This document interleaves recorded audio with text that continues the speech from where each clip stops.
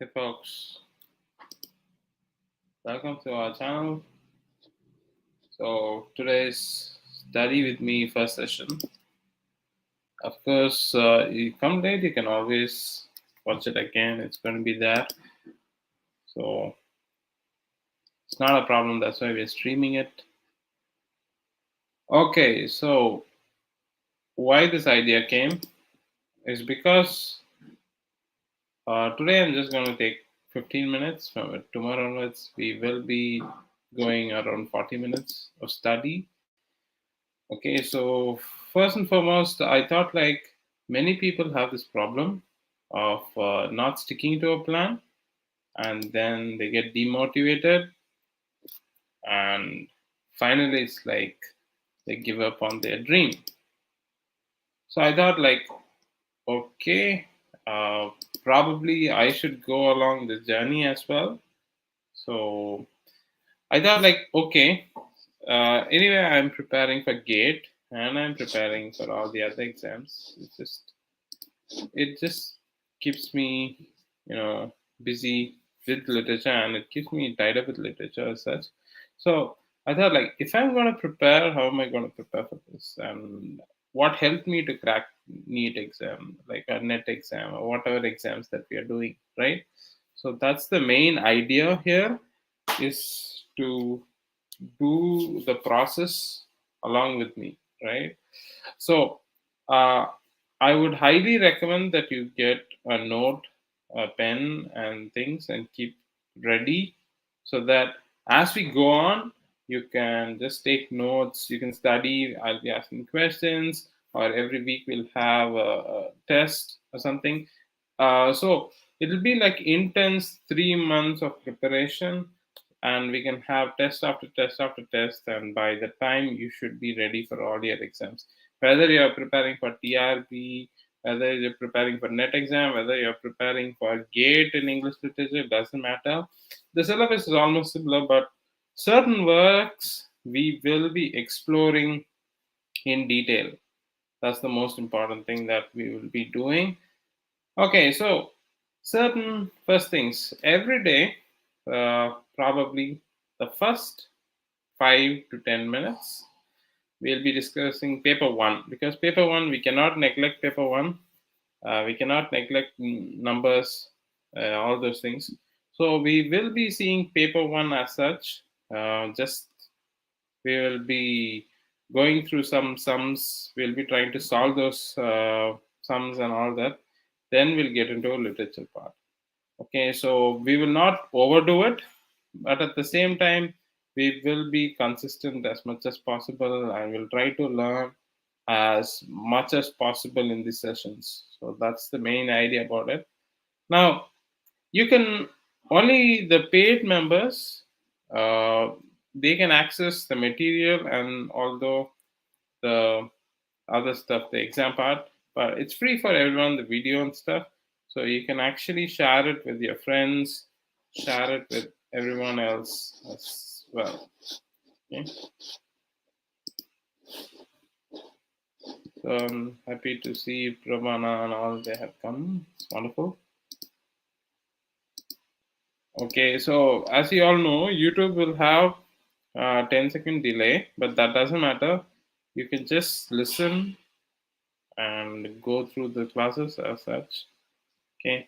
So it's going to be like some kind of group study time. So every day set up this time, sit, or if it's not convenient, you can actually put the video again, take notes, study, that sort of thing can happen. Okay. So first, let us jump into our paper one. Then I'll just tell you our introduction to paper two as well.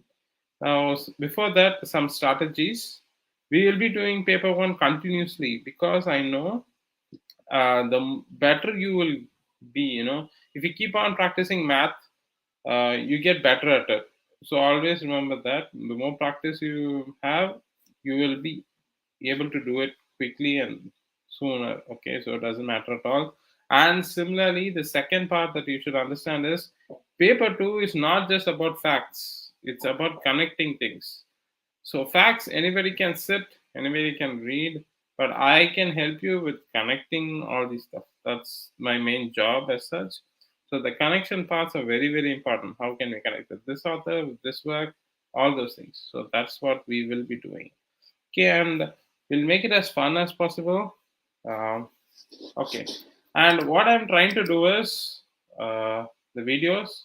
I'm trying to change it into a podcast. So in case if you're going on a long ride, or you're going through bus or something, every day you can just listen to this in your podcast. It'll be available in Amazon uh, Music as such. You can get this podcast, or directly I can send to you guys as well, so you can listen to it as you're working or just going for a walk or something. So it's not necessary that you have to sit for these classes, but it's necessary that you follow along weekly. Okay, so that is very, very important. So without further ado, let me just go with the presentation a bit. Let's do some maths. Okay, I would give you some time so you can answer this. So the first thing is probably to explain the missing numbers part is very, very simple. Okay, so they will give you some random sequence. Sometimes there are missing numbers, sometimes you have to add them, sometimes you have to multiply them, sometimes you have to divide them, but a sequence should come. That is very, very important. So always there will be a sequence. Okay, so the first thing you can see is the most basic sequence that they do is the addition sequence. So in this, any kid can do this, right? Anyone can understand that, okay, there's a 5 plus 5, 10, and then there's another 5. So the obvious answer would be to add another 5 here, which would give us 25. Okay, so that would be the obvious answer to that. So these are the most basic stuff, but they'll never give it. They will always make it kind of difficult, right? Next one they would do is give you subtraction things. So 10 minus 12 would be minus 2 as such, right? Because the bigger number is there. So you can see there is a difference of 2 here. There's a difference of 13, 14, 15, 16. 4 here. And there is another difference. Now you can see it's building up. So we have 2, 4, then we have 6, and then we have 8. Then obviously we should go for the next term. So the answer would be 40. So remember, this is another kind of sequence. These are like basic sequences. So the first sequence is addition sequence. This is the most basic. You see like adding stuff. And the second one would be subtraction. But always look at the sequence, how it's done, right? So there will be like 2s, 4s, or you can find alternative ones. So in usually in net paper, it will be kind of difficult in sense. It's not difficult. Once you practice, it's pretty very easy. Just you have to look at it and you'll know the answer. It's only that we will be practicing every day. Okay, so that one's important. Next, what are the different types of number systems? First one would be uh, the square root. So know your perfect squares. Okay, so many times they ask square root questions. Square root questions are like this. So we already know, right? Those 2 squares of 2 is 4. 2 into 2 is 4. So we have square root of 3, square root of 4, and all these things. So we know the sequence: 14, 3 3s are 9, 4 4s are 16, 5 5s are 25, 6 6 are 36. So know all your square roots. So sometimes perfect squares, right? Sometimes they will ask like this, and you have to find out the next one, right? So morning I had put in the group, and Vishwan sir actually found out the answers for this one. The same way, perfect cube series they ask. Perfect cube series is like 3 or 3 and all these things, right? Know your perfect cubes as well, right? So I have a chart. I will just share it with you afterwards. It'll be like 8. It will be like 27. All those cube roots. So if you know these things, it's pretty much. And also, please understand, I'm just going the most basic parts, but in question papers, you don't get such things. You'll have a combination, sometimes addition plus subtraction plus multiplication. But either way, you're not going to get anything complicated than this, right? They will stick on to this alone. There is no kind of like calculus kind of things. It's basic logic. So if something is missing, you have to figure it out. So obvious, it can be addition, it should be a subtraction, it should be a multiplication or a division. So when you are doing that step by step, you'll understand that. So tomorrow onwards, we will get into deeper missing letters, then verbal problems, then we will see other kinds. In the recent times, no, you know what these guys are doing? They're asking lot of assertion questions. Lot of assertion questions are asked. So we have to work on assertions. Okay, last question paper was having so many assertions, so we need to work on those things. So I hope you get a general feel for paper one. Now, paper one has lots of topics, but they are usually general. So you can figure out half the things. Now, comprehension, 5 marks you can easily get because answers are there if you read it properly. The number systems, 5 questions, surely it will come. Then you have computers, 5 questions.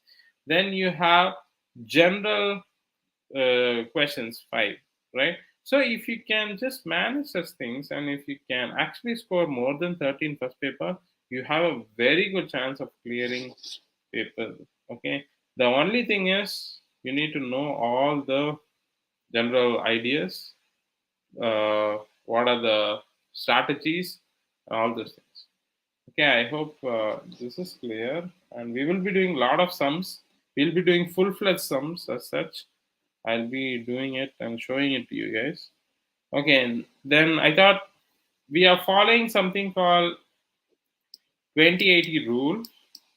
Okay, so I hope some of you might have read this book or something.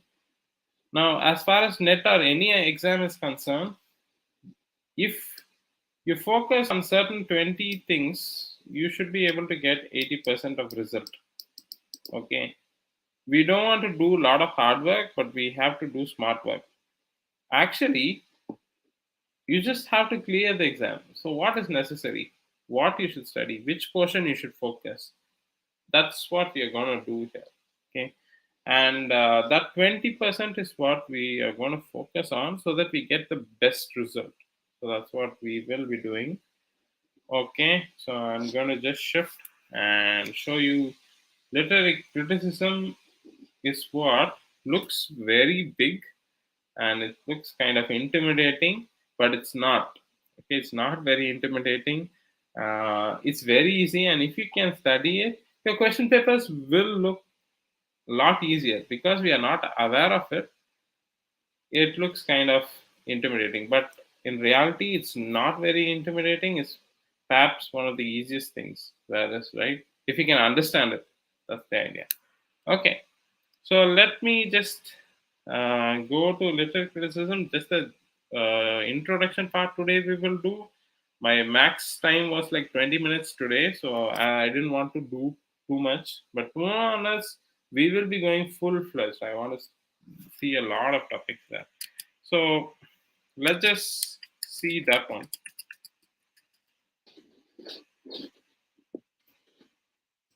Okay, I think you can see the screen now. Now, I'm just going to explain all these things to you.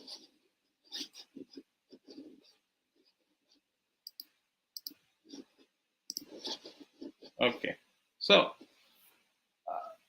as easy as possible, I'll try to do this. Okay, there is little difference between criticism and theory. Now, criticism is simple. You can see it on movies. You can see it on. You go to a restaurant. You don't like the food, or you like the food. That's criticizing it. Criticizing doesn't mean only the negative part. It also means good part, right? But how do you criticize? What are the tools for criticizing? That means you need to have a framework. You need to have a rule book. So basically, that's what theory is. So if I'm reading an epic, I want to know what an epic is. How do we examine an epic? How do we know that this is one of the best epics? We need to have a measurement of it. We need to have a theoretical idea of it. So that's what theory is.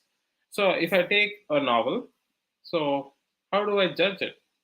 So there are psychological ways of doing it. There are Marxist ways of doing it. There are style narrative ways of doing it. So these are all theories. Now you should all understand one thing: theories are not perfect. No theory is perfect. Theories can combine with each other. Theories can be very artificial in one sense and deep in the another sense. So it's like that. But criticism in general is looking at a work and telling, okay, this work looks good and these have some faults. So basically, it's studying it. Now, if you're not aware, I will tell you the other side of also. When you're going and studying literary criticism deeply, there will be many critics who will deal with one main question, that is, what is literature?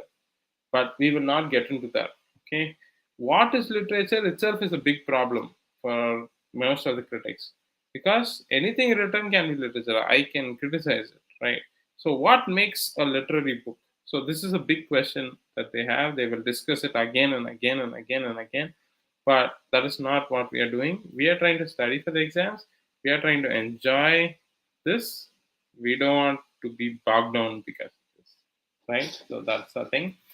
Now, what is literary criticism? Here is a wonderful example here. It's basically, it's a close reading. Okay, we have to make judgments. Is this a good writing or bad writing?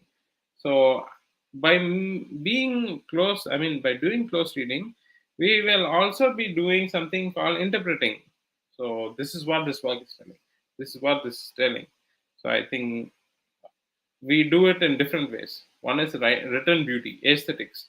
Oh, look how beautifully it's written. Or we talk about the idea alone. It talks about feminism. It talks about Dalit literature. It talks about racism. So that is a different way of criticizing. Only style is another way of criticizing.